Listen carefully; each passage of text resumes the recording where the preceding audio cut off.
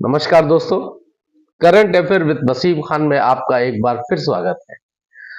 दोस्तों, आज हम लोग राजनीतिक चर्चा करने के लिए आपके बीच आए हैं और आपने भी देखा कि समाजवादी पार्टी का कांग्रेस अलायंस से या इंडिया गठबंधन से अलग हो जाना, ये क्या दर्शाता है? आपको, अगर आपने हमारे पुराने वीडियोस देखे होंगे तो आपको याद होगा, और अगर आपने नहीं देखे हैं तो आप देखिएगा। आज से 4 महीना पहले 22 अक्टूबर को हमने एक वीडियो रिलीज किया था, जिसका मैं आपको ये थंबनेल दिखा रहा हूं। देखिए, यही वो वीडियो है जिसमें मैंने उस वक्त बता दिया था कि समाजवादी पार्टी कांग्रेस से अलग हो जाएगी, और ये कांग्रेस का प्लान बी में था, और मुझे तो लगता है कि वो प्लान ए ही था। दोस्तों, आगे की बात शुरू करें उससे पहले हमेशा की तरह वही निवेदन कि अगर आपने हमारे इस चैनल को सब्सक्राइब नहीं किया है तो प्लीज सब्सक्राइब कर दीजिएगा। वीडियो पसंद आए तो लाइक कर दीजिएगा, शेयर करिएगा और हमारी उस अनोखी अपील का ध्यान रखिएगा। तो आइए शुरू करते हैं। दोस्तों, उत्तर प्रदेश की राजनीति तो देश का चुनाव होने जा रहा है, चुनाव स्तर पर है, और अखिलेश यादव गलती पर गलती करते चले जा रहे हैं। पहली गलती उन्होंने की जो बिना मांगे 11 सीट, दूसरी गलती उन्होंने की बिना समझौते के 17 सीट, उसके पहले गलती की अपनी सीटें, जब आप गठबंधन में है तो आप कैसे सीटें अनाउंस करने लगे। चौथी गलती उन्होंने की पीडीए का नारा देकर के और खुद ही उसकी हवा निकाल दी। राज्यसभा के टिकट पर आप सब लोगों ने देखा, इस पर हमने एक वीडियो बनाया भी था। तो गलती पे गलती, विनाश काले विपरीत बुद्धि जिसको कहते हैं, वो उनके साथ हो रही है। लेकिन बड़ा उलटफेर क्या है, मैंने आपको कहा कि मैंने 4 महीना पहले ही आपको बताया था, और वो बात पूरी तरह से सत्य होती दिख रही है। बहुत जल्द आप सुनेंगे। कोई भी वजह हो, टाइम क्यों लग रहा है, आचार संहिता का इंतजार क्यों किया जा रहा है, इस पर बात फिर कभी कर लेंगे। लेकिन आप देखेंगे मार्च के फर्स्ट वीक इंडिया गठबंधन के अंदर बहुजन समाज पार्टी की एंट्री होने जा रही है, और यह बात मैंने 22 अक्टूबर को ही अपने उस वीडियो में बता दिया था आपको। यह कांग्रेस का प्लान था, और कांग्रेस ने अपने उसी प्लान पर काम करना शुरू कर दिया था। और आपको एक बात और बता दें कि यह समझौता उत्तर प्रदेश तक ही सीमित नहीं रहने वाला है। यह देश के 5 स्टेटों में, 5 राज्यों में बहुजन समाज पार्टी और कांग्रेस, या आप कह सकते हैं इंडिया गठबंधन में उनकी एंट्री और कांग्रेस से सीटों के अलायंस की बात चल रही है। वो 5 राज्य कौन है? उत्तर प्रदेश तो है ही है उनका सबसे बड़ा राज्य। दूसरे पर है पंजाब। पंजाब, जहां बहुजन समाज पार्टी के संस्थापक आदरणीय काशीराम जी, स्वर्गीय काशीराम जी का जन्म स्थान है।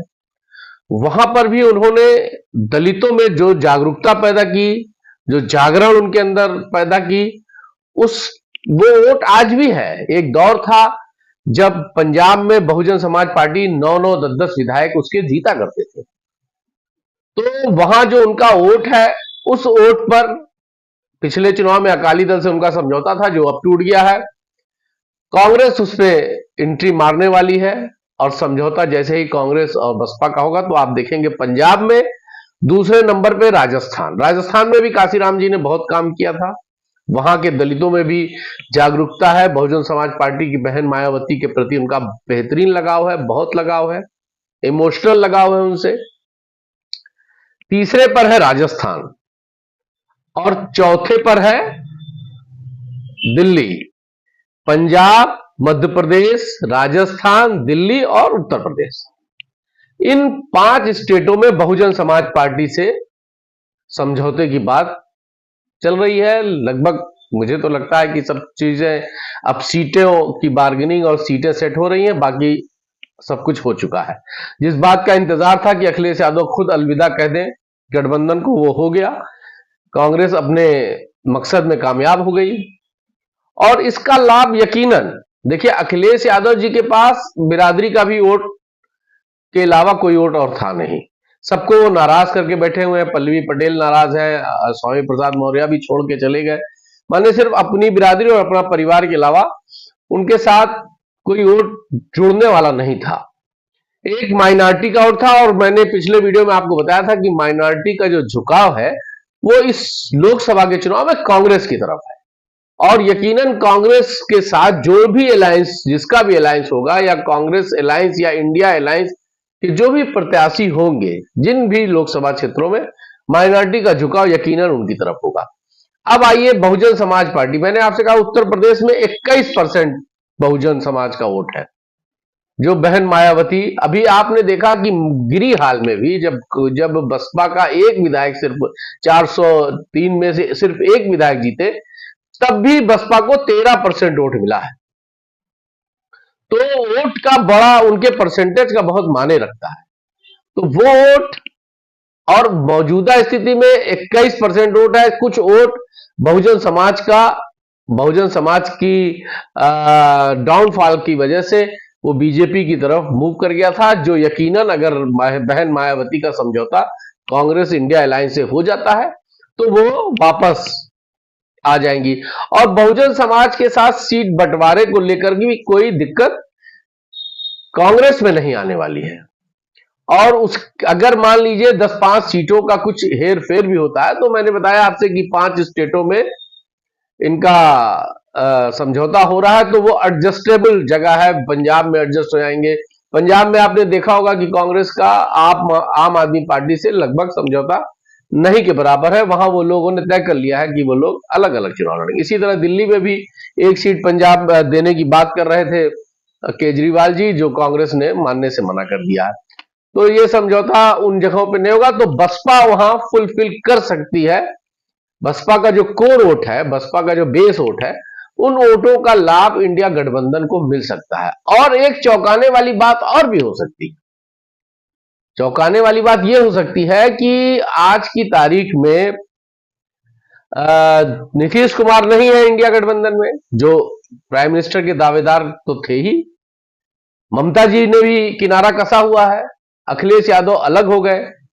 तो ऐसी सूरत में ये सुझाव भी है हमारा, अगर इंडिया गठबंधन बहन मायावती को प्राइम मिनिस्टर फेस शो कर दे, प्राइम मिनिस्टर फेस उनको घोषणा कर दे और उस पर चुनाव लड़े, तो मैं आपको दावे के साथ कहता हूं कि पूरे देश का दलित समाज मायावती के नाम पर, दलित प्रधानमंत्री बनाने के नाम पर इंडिया गठबंधन के साथ एक क्रांति का रूप ले लेगा। क्रांति एक आ जाएगी अगर ऐसा किया जाता है।